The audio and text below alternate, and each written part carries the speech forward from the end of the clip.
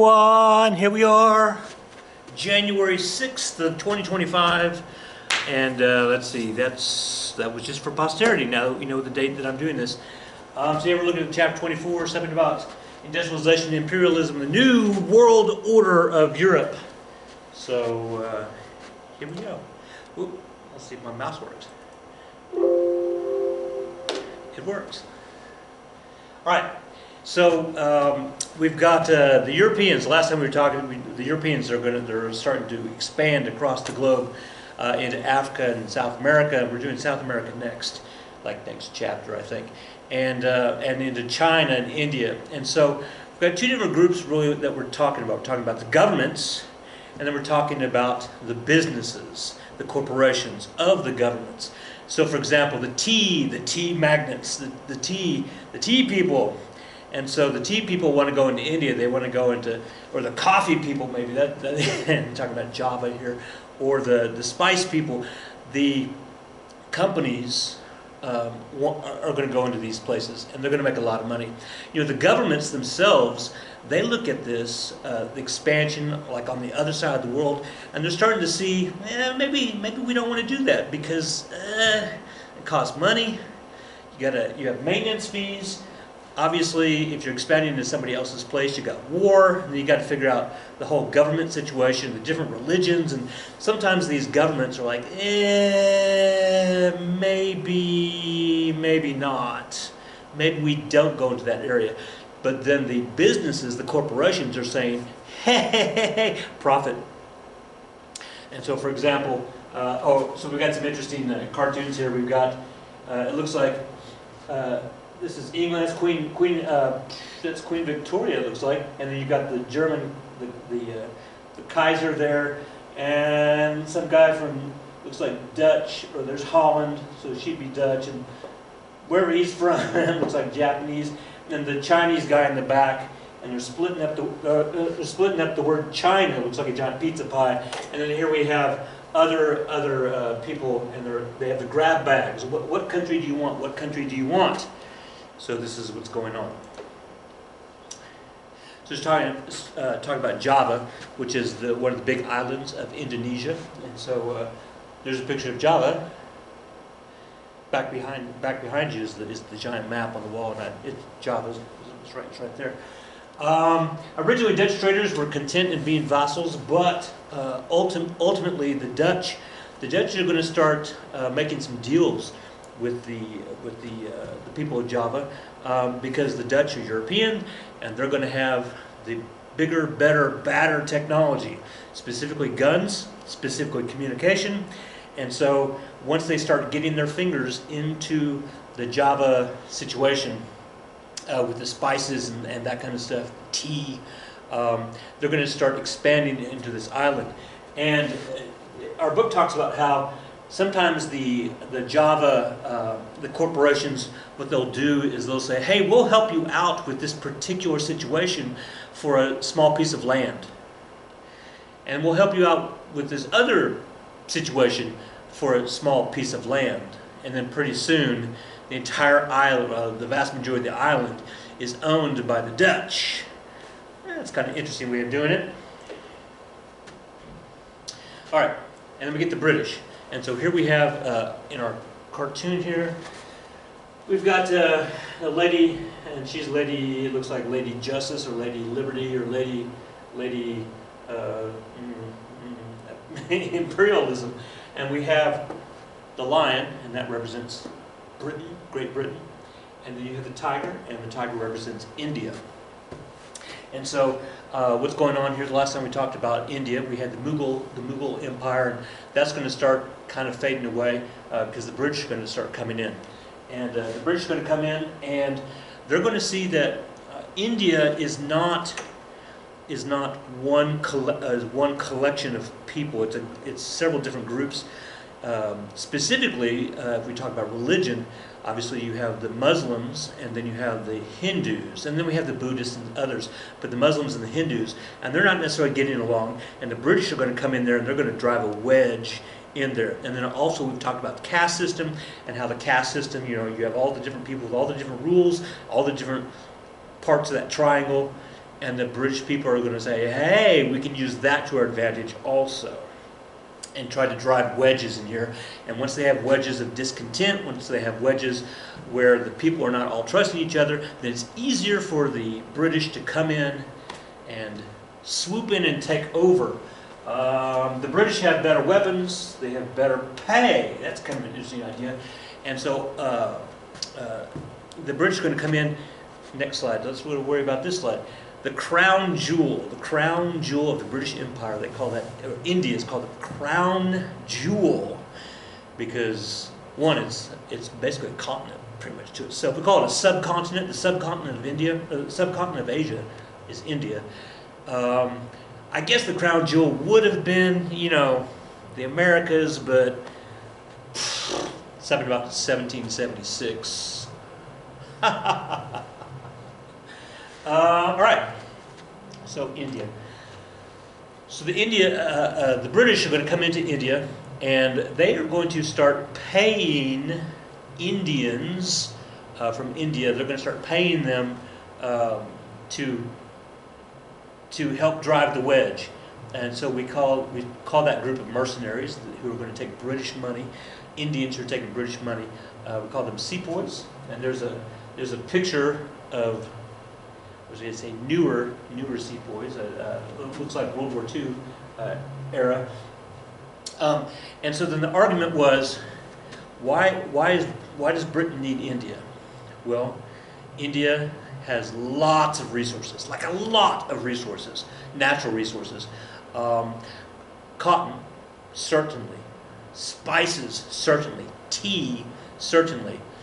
And that's all well and good if you're a British company and you're going to make a lot of money doing that.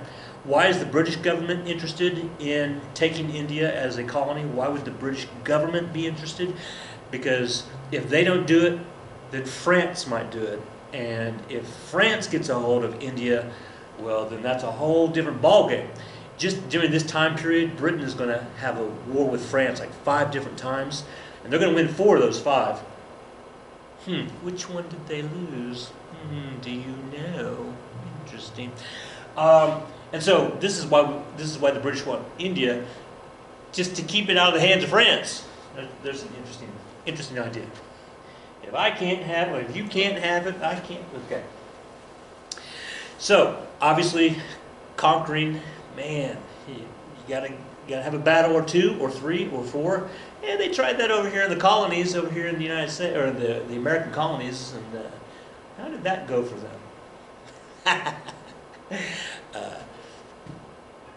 The big battle here for India is the Battle of Plassey. The Battle of Plassey is the Indian name is the British name is the Battle of Plassey. And so a lot of people here. I got people over here at my door. They're not important, don't worry about it. Oh, and now I've got my phone going off. That's also not important. The Battle of Plassey. So this is in the northwest part of, or the northeast part. I'm going to say the north part of India, and a lot of unrest up there by Afghanistan. And so the British are going to come in, led by Robert Clive. He's going to be the general for the British, and he's going to come up against a very formidable Indian army. And then he's going to cheat. He's going to cheat. The leader of the Indian group, the Indian army, was he knew what he was doing. But basically, his second in command, I'm going to think of his name in a second, Mir Jafar. You'd think I'd write that down, but I didn't. But anyway, Mr. Jafar, he was interested in a little bit of money, and the British took advantage of that and bribed him. And so when the battle happened, like 50,000 guys against, I want to say like 3,000. It was something crazy. And so the British had no chance against all these Indian troops. And then when the leader of the the head general of the Indian army was like, all right, charge! And then like 3/4 of his guys did not charge because they were all bought. They were all bought by the British. And so they just stood there. And so the British are going to win that. So the Battle of Plassey. And why is that a big deal? One, that hurts the French, because the French were kind of hoping, but there you go. And this is going to really solidify the British war machine in India. Okay. Once the British basically have India under their power, you really ever have anything under your power like that? Once they have control. Did they really have control? Yeah. One of the things that that the British Empire did was they said, you know what, we're going to let you keep your caste system. We're going to let you keep your caste system, which is kind of interesting, because the British, they don't have a caste system. Everybody in England is equal. Wait, that's not even remotely true. Most people in England are equal. That's not even true. Not in the 1800s.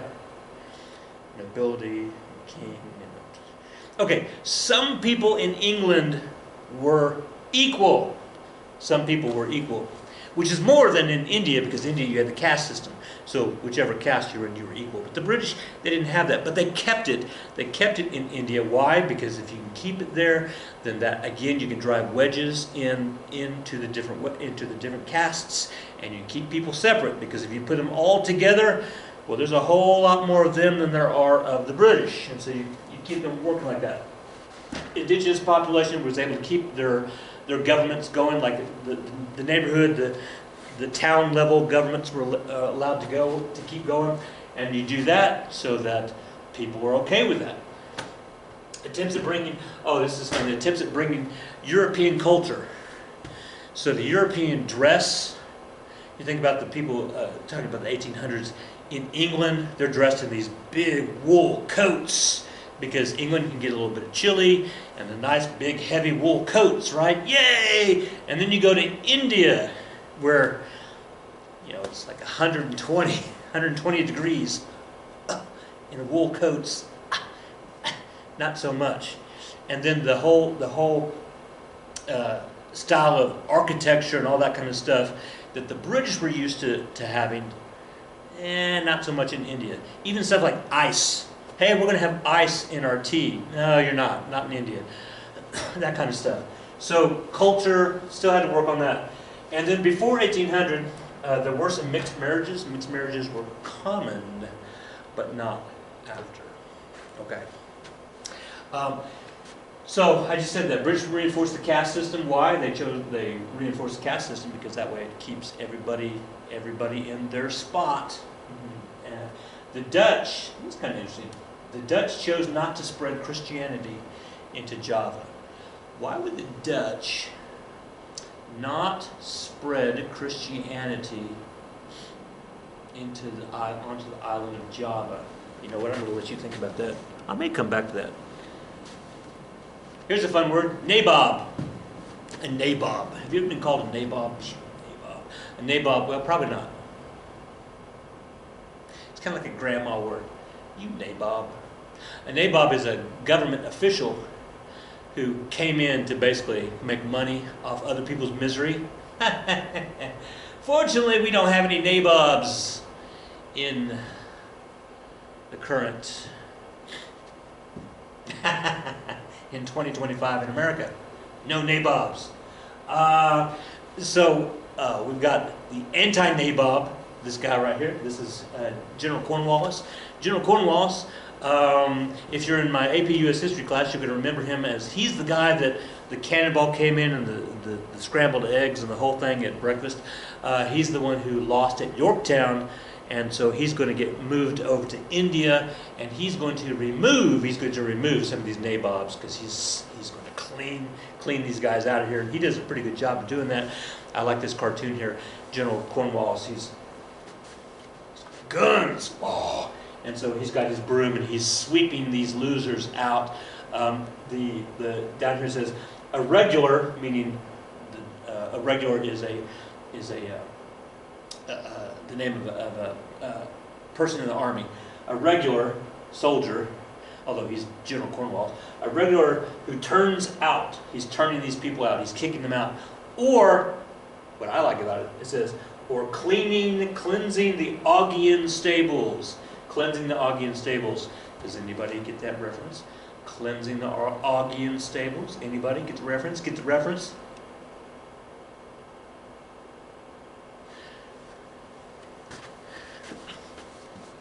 So, like, there's this guy, his name is Heracles. You may know him as Hercules, but anyway, he killed his wife and children. One of the punishments that Hercules had to do after killing his wife and children, his wife Megara, by the way, was that he had to clean out these stables that had like 10,000 horses. He had to clean out all the poop as a punishment for killing his own wife and children, and he did that by diverting a river and washing the river through. Turns out that didn't count as one of his 12 labors because he cheated, because he got paid for it. But that's like a whole other tale. And in fact, I think the 12 labors of Hercules, I think that's in my on my YouTube channel. So go check that out. It's actually a great story. You know, if you like poop jokes, I guess. Okay, where were we? Oh, he's cleansing out the stables, kind of like Hercules. Oh, that was supposed to go. Excellent. Around this time, we have a philosopher. His name is a little before this time, actually. His name is John Stuart Mill, and he comes up with this term called utilitarianism. Utilitarianism basically means the greatest good for the most people. The greatest good for the most people, which is why here at Western Heights, we're going to have pizza day, and so what do we get? We get pepperoni and we get cheese. Because basically anybody in the classroom can have either cheese or pepperoni, and everybody's pretty much happy with that. If we were to order Hawaiian pizza for everybody, pineapple on pizza? Really? No. Then only a couple people will be happy with that. So we get we get pepperoni, and we get cheese pizza. Utilitarian, the greatest good for the greatest amount of people. And then we have evangelists who are going to start going out in the world and spreading the good news from a Christian point of view, the good news. Both groups believe Westernized education would solve many of the problems. So we're going to solve the problems of the world using Western European education standards, because Western European education standards are going to solve all the problems of the world. Because, right? You know, when you're only limited to what you know and you don't understand the world around you, yeah, right? So, for example, what do you do with sati, right? The idea that the woman from India, she throws herself on the funeral pyre after her husband. Have we talked about that? I'm pretty sure we talked about that. Oh, I'm sure we did it. We did so. I remember doing that. That was maybe the last video. I don't remember. Anyway, yeah. So how do you solve that problem with Western thought? Okay, and then irony. Irony. Western education teaches how freedom, liberty, truth, justice, all those wonderful things. Wow, freedom is so great, liberty is so great. And we're teaching this to people who are colonies. You guys should totally be free. You should totally be free, because it's great to be free. It's great to have liberty. It's great to have truth and justice. It's wonderful, awesome. Y'all should totally be free. Well, not you guys, because you guys are, our colony. But the rest of the world should. Yeah, you see the irony? Yeah. This particular cartoon, this is Mo and Calvin and Hobbes. Mo is a bully. He says, "I want that truck, Twinkie." "It's mine, Mo. I brought it from home." I said, "Give me the truck." "Mo, you can't just take things from people because you're bigger. I'm not taking it. You're giving it to me because we'll both be so much happier that way. And Calvin says, oh, how touching. Nah, it's kind of like mercantilism. Good times. I have a solution.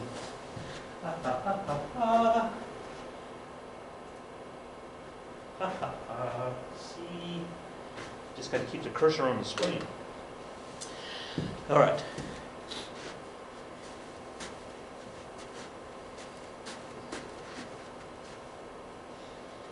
By the 19th century, political leaders are going to start saying, you know what, maybe we should start expanding.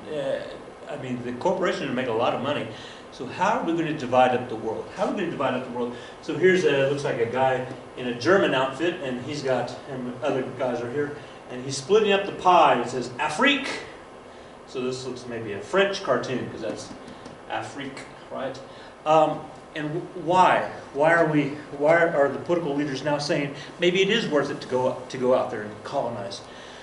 Well, it's because the people are telling them to. In the 1800s, we're going to start figuring out communication. Morse code, telegraph, telephone. Late with the 1880s, we're going to have the telephone. People are going to start saying, "Hey, this is happening over here, and we're making some money." Newspapers are going to start being bigger and bigger and bigger and bigger, and more people are going to start reading that. And then we have transportation, the railroad. And that's going to allow people to get from point A to point B, and more importantly, information to get from point A to point B. And now the people, the regular people are going to say, so wait a second, there's like raw material like in the middle of Africa. Hey, maybe we should get some of that. And it forces the governments to start moving. Technology.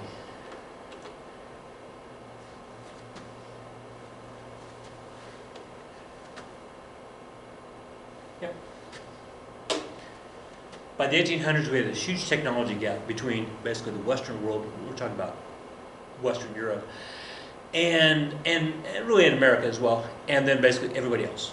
So we're talking about Africa, we're talking about South America, we're talking about Asia. And so the huge gap, technology gap, communication, so you got telephones, you've got railroads, etc. Artillery, wow, yeah, the Europeans, man, they had mortars and they could throw things from long way, whereas people in South America, people in Africa hadn't figured gunpowder out really quite yet. Breech loading guns. All right, do we know the difference? What is a breech loading gun? So up to this point, all of our big long guns, people, they bang, they shoot the big gun and they put the stock of it down on the ground and they take and they put all the stuff in and then they pick it up and then they bang. Well, that takes some time to do that, to reload. A breech loading gun is where you think about like a rifle, maybe one of those double barrel a shotgun. That's what I'm thinking about. Is where bang and then you click and it drops open and you insert the new cartridges right there and you click and then you bang. That's breech loading. It loads from the back, not from the front. Why is that a big deal? Because you can shoot people faster that way. Machine guns. Machine guns. Ooh. Hey, this is a picture of one of the early machine guns. We call this a Gatling gun. You put the there you go, Gatling gun. Obviously, the steam engine is a big deal. Mineral reclamation strategies. How do you get lead out of this particular rock? How do you get today we would say, how do you get what's the big manganese? No, what's the thing that you use for cell phones? Is it manganese? Titanium? It's one of those. Well, there's several of them, I suppose. Polonium? No, not polonium. That goes in people's. We're not going to stop talking about that. Suez Canal, and then the Suez Canal. That was also a big technological advantage. We're going to talk about that in 2 weeks, maybe next week. I don't know. This week? I don't know. Whenever it pops up, we're going to talk about the Suez Canal and how we now have a way to get from point A to point B a lot faster from Europe to India instead of going all the way. Oh, I can't see. I'm doing this backwards on the screen. All the way around Africa. all, all the way around Africa. Instead of doing that, we just go right down through the Suez Canal.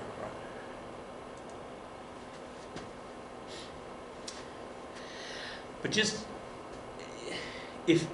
because you have the bigger, better, faster, nastier guns does not necessarily mean that you're going to win.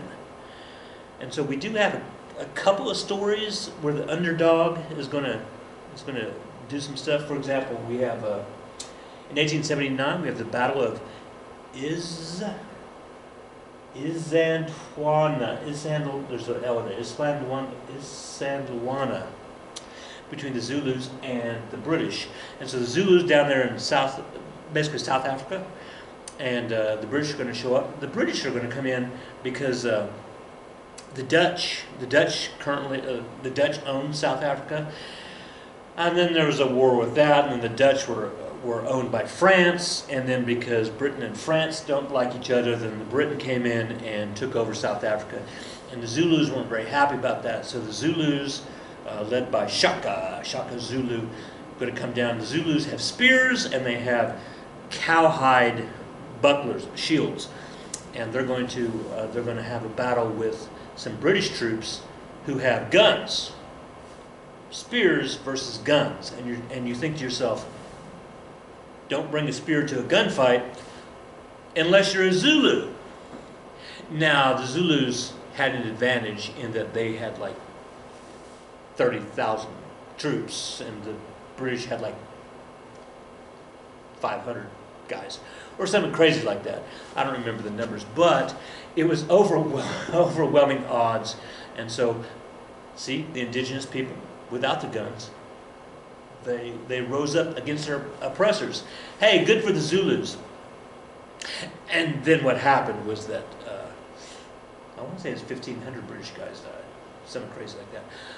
And then what happened was that the British used their cool communication system and sent it back to Britain, and then Britain got a whole bunch of war fleet, and they came down to South Africa and then dropped the hammer, and we don't talk about the Zulus anymore. But for one glorious battle, the Zulus did their due. In 1907, wow, I was born in the 1900s. Huh.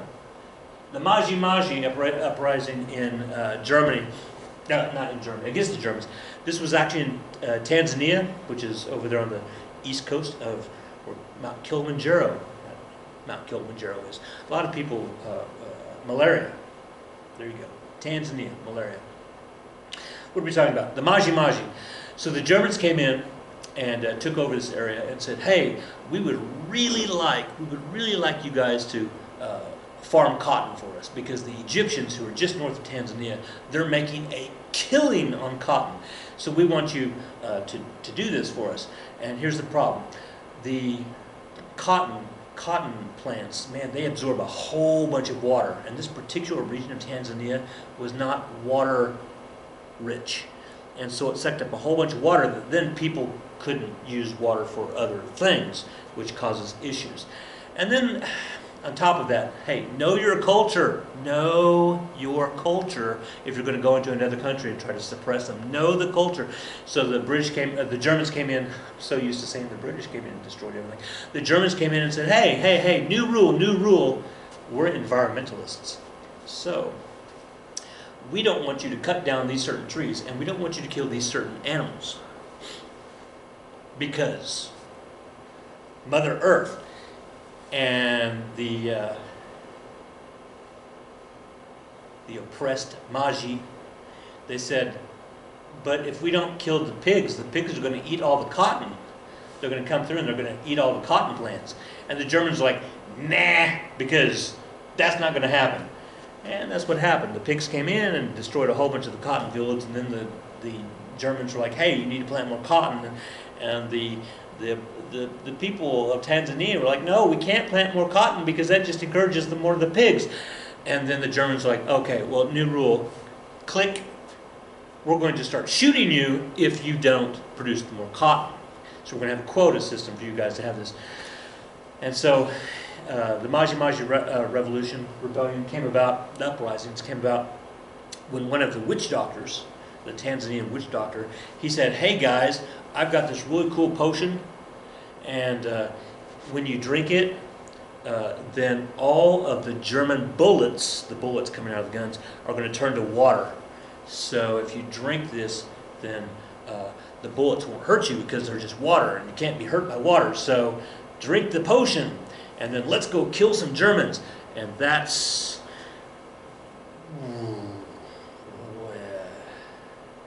yeah. Turns out drinking the potion did not turn bullets into water. A lot of Germans died. That's not true. Very few Germans died. They're like, in this uprising. All right, so this is a crazy number. Estimates put it like 15 Germans died. And then some of their assistants. So let's put the entire number up to like 100. 100 German and or assistants died in this uprising. The indigenous people,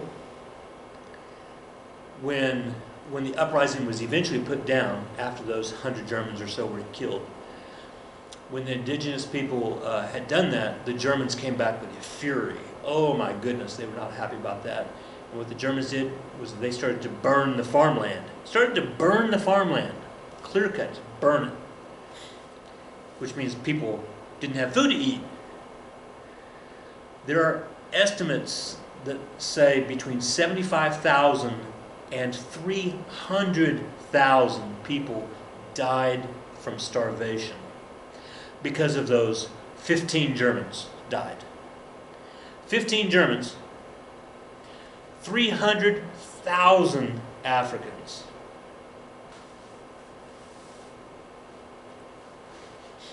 In 1876, we had the ghost dance. That whole situation, those of you who've had American history or Oklahoma history and or all sorts of different histories with regard to Native Americans, you know the ghost dance. We had a situation up there in South Dakota, and things got out of hand between the American government military who were sent there to stop the Native American, the Sioux, the Lakota Sioux were up there, and they got together and they were told you can't have that many Native Americans in one group at one time, and so the military came in to kind of disperse everybody, and it got out of hand. A lot of people got shot. And then we have the Battle of Bighorn. We have the Battle of Little Bighorn between that group and General George Armstrong Custer. Here's the famous drawing. There's George right there, standing at the top of the hill. And if you get a chance to read, about the Battle of Little Bighorn, here's the short version. Don't divide your troops. If you divide your troops, yeah, not against the Native Americans. That's yeah. Anyway, the Native Americans won that one. But kind of like what happened to the other two groups, then they won the battle, but then the big government came back and dropped the hammer. So, okay, patterns of dominance here. So we're talking about Britain, and so we have basically three different types of colonies. The first type is the tropical dependencies. So a tropical dependency is where you have a small group of Europeans, a small group of British, say, and then a whole bunch of indigenous peoples. So, for example, a whole bunch of South Africans, or a whole bunch of people from India, the Indians, and just a small group, comparatively, of white Europeans. So that's a tropical dependency. Then we have the settlement colonies. And so a settlement colony is where you just flood the colony with your people. So the white British are going to flood these colonies, and so they will have numbers. And so, for example, I mean, you can argue America, right? They flooded over here, and then they brought, of course, all the disease with them and killed off a whole bunch of Native Americans. But then the whites, the British whites, and for that matter the Spanish and the French, are going to take over and become the dominant race for a little bit. And that's going to happen in North America. It's going to happen in Australia, it's going to happen in New Zealand, it's going to happen in some places. And then you get a couple of interesting, where it's kind of a combination of the two, where you have kind of half and half, for example, Hawaii and Algeria and Kenya. So different dominance. And so Australia, Canada, New Zealand, and South Africa, we call that the White Dominion. Well, that's an interesting term, right? The White Dominion. So these are British colonies that Britain basically came in and removed the native populations. So for example, in Canada, that would be like the Inuits, the Eskimos, and so they're gone, the Iroquois, and so they're going to move them away. In Australia, we're going to move out the Aborigines. In New Zealand, we're going to move out the Maori. In South Africa, we're going to move out the Zulus. And so that's we call that the White Dominion. And here's a cartoon. And so you've got the big dog. That's not a dog, that's a lion. The big lion right there, and he represents Great Britain. And so then you have sitting next to it, you've got the moose, and you can probably guess who the moose represents. You've got the you've got the kangaroo, and you can probably guess who the kangaroo represents. And then you've got, oh man, what is the name of that animal? I'll come up in a second. Is it an ibex? Is it an Urdu? I just came back from the zoo. There's 1,000 different types of antelope. It's one of the types of antelope. Anyway, this antelope here represents South Africa. All right, so there's South Africa, the antelope, obviously the kangaroos, Australia. You've got the moose represents Canada, and then you got this little bad dude right there. It's a little bitty bird. He kind of looks like a hummingbird without wings. He's got a big old beak, and I guess he's drinking out of a wine glass. And that is a kiwi bird. So that would be New Zealand. And they're all hanging out together. All right. Things are about to go. Here we go. Europeans exploited groups in Africa against each other. Well, of course they did. Because, again, if you can drive a wedge between people, then that way they can't gang up on you. So you find a place that has, hey, you guys are partly Muslim, you're partly Christian, you're partly Hindu, and you're partly animist. So we're going to drive wedges in between you because the religion is going to keep you apart. Or, you speak a different tribal language. Or. So that's what the Europeans are going to do. And it's going to be very rewarding for the Europeans, helping converted Christians who are preferred over animals. This is kind of an interesting statement out of the book. Christians obviously were preferred by the Europeans.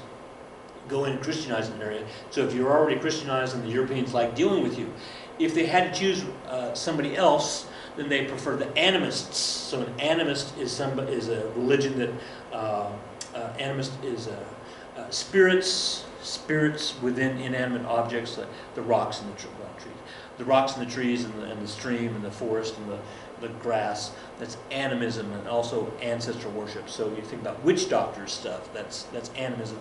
And so the Europeans preferred to deal with the Christians, but if you didn't deal with Christians, they preferred animists. And then last choice, if they had to deal with the Muslims, they would choose Muslim to deal with the Muslims. But they were third after dealing with the witch doctors. So that's kind of interesting how our book talks about that. In Africa, education was not state-sponsored, and so it was sponsored through the church. And so it says this: missionaries were given the task of educating. As such, Africans did not receive a well-rounded education.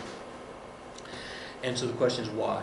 Why, if missionaries are the only people that give you an education, why are you not necessarily in the 19th century, in the 1800s, why are you not going to get a well-rounded education? Well, let's see.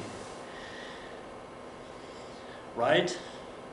So the missionaries only have one textbook. The textbook starts with the B, runs the Bible, right? Which is not a terrible textbook, but you're only limited to one point of view. And of course, a well-rounded education. So like, for example, okay, math. Is there a lot of math in the Bible? There's a lot of history in the Bible. Science. Is there a lot of, I guess the question becomes, is there a lot of English in the Bible? It depends. Right? Like, well, it kind of depends on, are you talking about the King James? Okay, right. This is the whole point. You only have one textbook.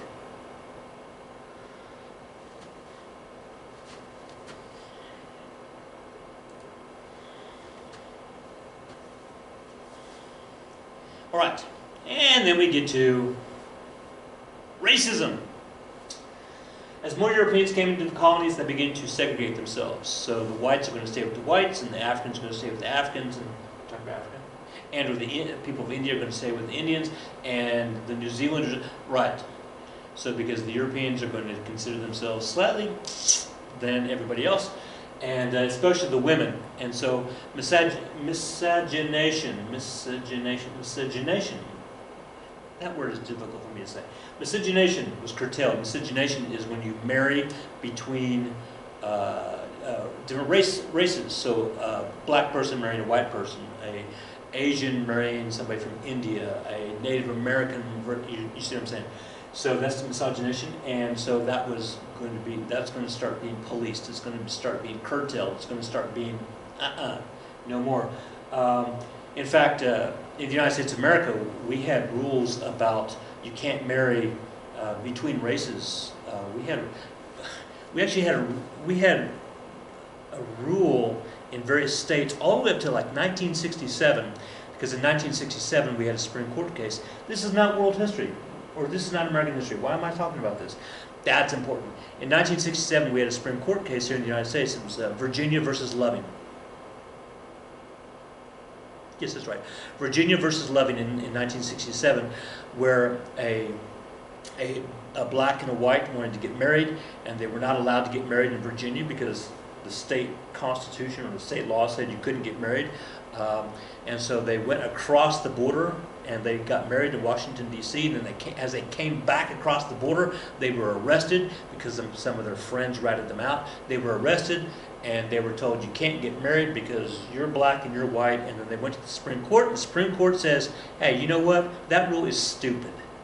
You can marry whoever you want. And in 1967, that meant guy, gal. That didn't mean anything else yet. That's coming. That's 2012.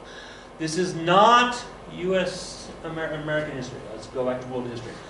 Social contact is policed between blacks and whites, and or Indian whites, and or brothels are considered uncouth. And then we get into this term white racial supremacy, right? And so that was pushed. In Europe, that the white race was superior. And they had proof. They had proof. Of course they had proof. Yeah, right? Because, yeah, there are all sorts of scientific studies done that says this, that the white race, of course. But you know what? You can make numbers say whatever you want numbers to say. So you can look up all sorts of things, and people can make, okay. Moving on.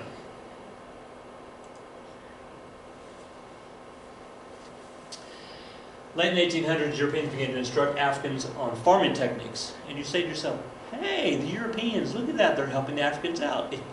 Right. Why are they helping the Africans out, teaching them farming? Well, let's see. If we look at this from the evil empire's point of view, you teach Africans to farm, that way they can produce more food, they can produce more people can then go work for the man, right? Start digging up all the raw materials, the diamonds and the coal and the iron ore and gold and. So here we have a black person who's down on it, he's prone, and we've got a whole bunch of people who are on top of him. This police officer looks like he's beating him, but they're tying him down, and right. Many times, colonized people were moved to jobs that collected natural resources for the mercantilist mother countries. Remember the word mercantilism. Mercantilism is the colony has the raw materials, sends them to the mother country. The mother country then turns them into a nice product and then sells them back to the colony.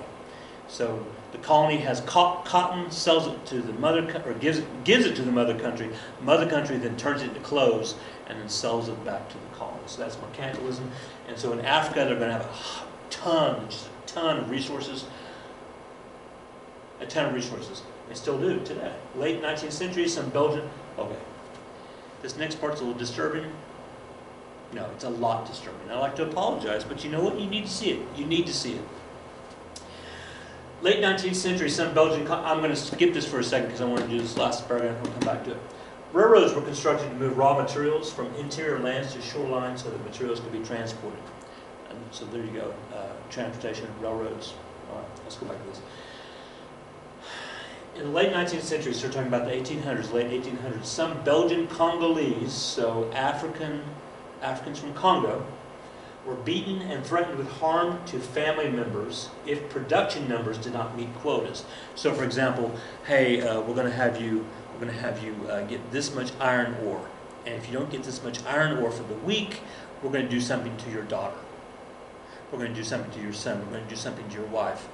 And if you don't get your production up the following week, we're going to do something even worse. I'd like to apologize for the next screen, but you know what? You need to see it. So this particular individual, this man here, he's sitting on the step, and he's looking down at the hand and the foot of his daughter that was cut off because he did not get enough iron ore for the week. So his daughter's foot and hand were removed. Guys, this was happening. This was happening.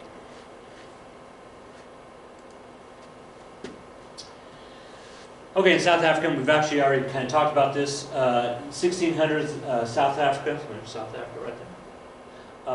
Originally Dutch. The Boers, we've talked about that before. The Boers are going to come in. The Boers are going to come in. They're going to kind of integrate. They're going to miscegenate. They're going to integrate with the blacks, the Boers, and everything's going to go great. And then France takes Holland in a war, and then Britain hates France, so Britain's going to come in. And the Boers, when Britain comes in to push out what they consider French, the Boers are going to move up.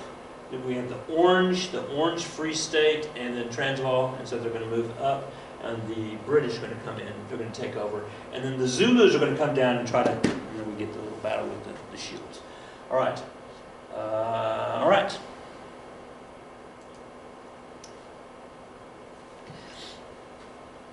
The Maori tribe in New Zealand.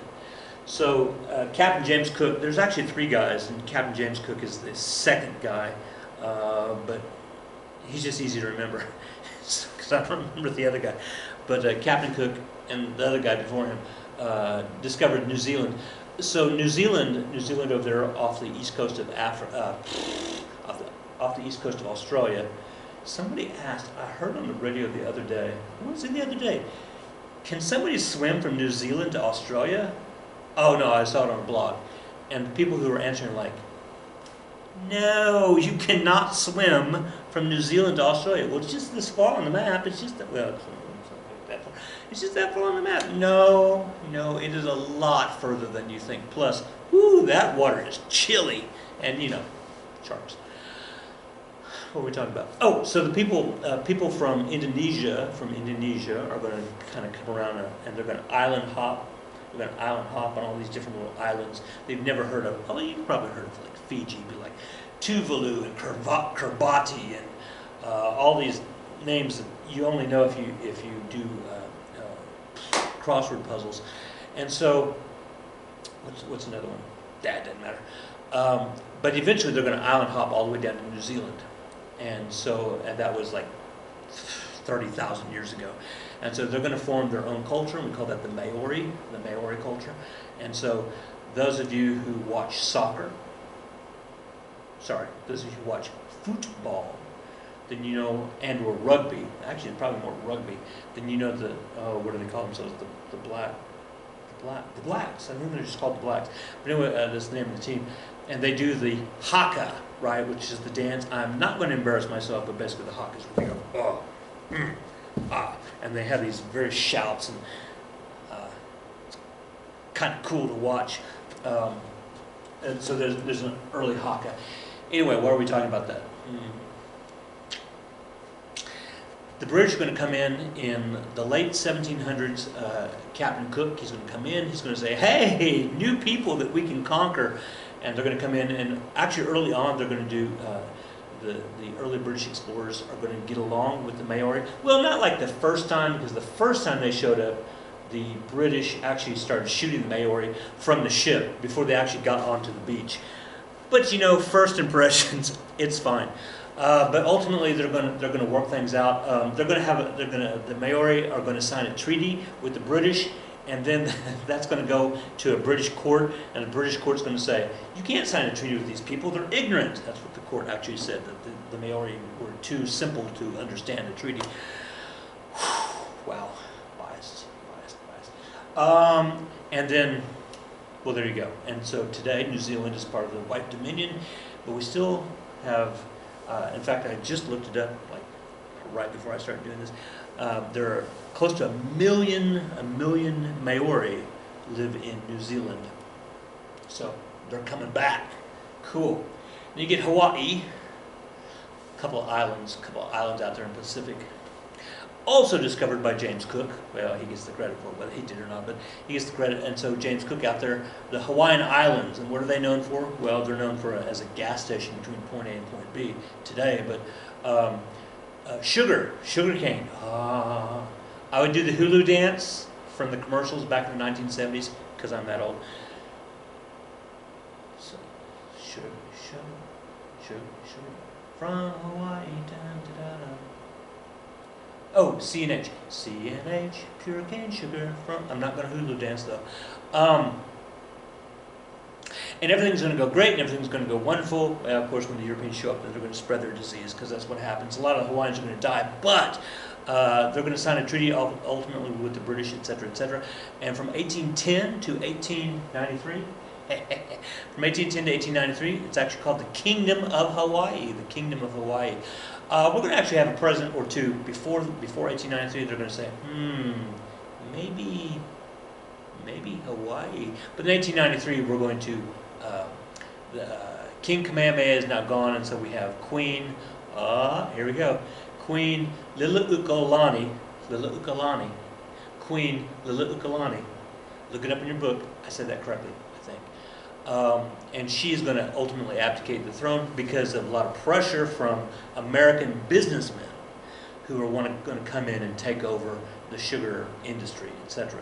And so we're going to annex, I say we, the American government's going to annex Hawaii in 1893, and they're going to become a territory. And then, was it 1959? We're finally going to make them a state. So here's your trivia. No, there's world history. We're not going to do American history trivia, but American history trivia. What are the two countries that we annexed to become states? One, the Kingdom of Hawaii. What was the other country that we annexed? Do you know? What was the other country that we annexed to become a state? And those of you who are in my class, you know that I hate to say it, but it's